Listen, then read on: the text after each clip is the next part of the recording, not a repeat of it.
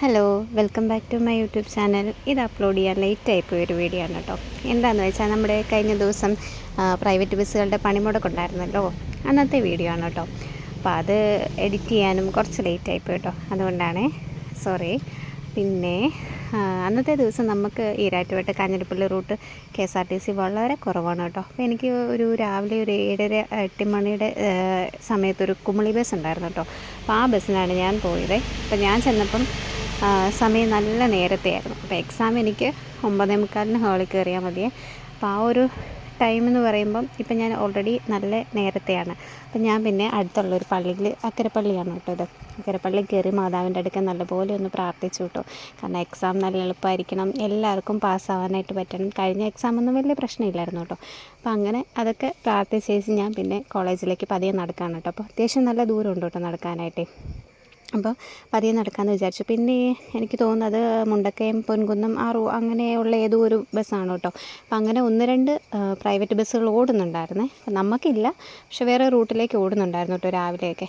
പിന്നെ KSRTCക്ക് വന്നുകൊണ്ടായിരിക്കും എനിക്ക് ഭയങ്കര തലവേദന ഉണ്ടായിരുന്നു കേട്ടോ, ഒരു രക്ഷയുണ്ടായിരുന്നില്ല. അപ്പോൾ എന്തായാലും ഒരു ചായ കുടിച്ചേക്കാമെന്ന് വിചാരിച്ചു കേട്ടോ.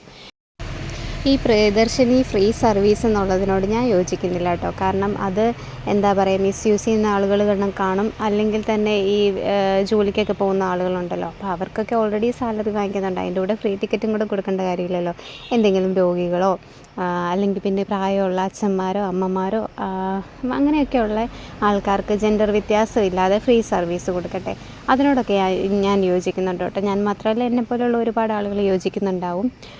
പിന്നെ ഈ സർവീസ് നിർത്തിയിട്ട് ഈ എന്താ പറയുക, 35 കഴിഞ്ഞ സ്ത്രീകൾക്ക് പെൻഷൻ കൊടുക്കുന്നുണ്ടായിരുന്നു, സ്ത്രീ ക്ഷേമ പെൻഷൻ എന്ന് പറഞ്ഞാൽ, അത് കണ്ടിന്യൂ ചെയ്യുമോ? അല്ലെങ്കിൽ കണക്ട് ടു വർക്ക് എന്ന് പറഞ്ഞ ഒരു പദ്ധതി ഉണ്ടായിരുന്നു കേട്ടോ, അതൊക്കെ കണ്ടിന്യൂ ചെയ്യുകയാണെങ്കിൽ കുറച്ചെങ്കിലും യൂസ്ഫുള്ളാണെന്ന് തോന്നുന്നു. കാരണം വീട്ടിലിരിക്കുന്ന സ്ത്രീകൾക്ക് മറ്റൊരു തരത്തിലുള്ള വരുമാന മാർഗ്ഗങ്ങളൊന്നും തന്നെ ഇല്ല.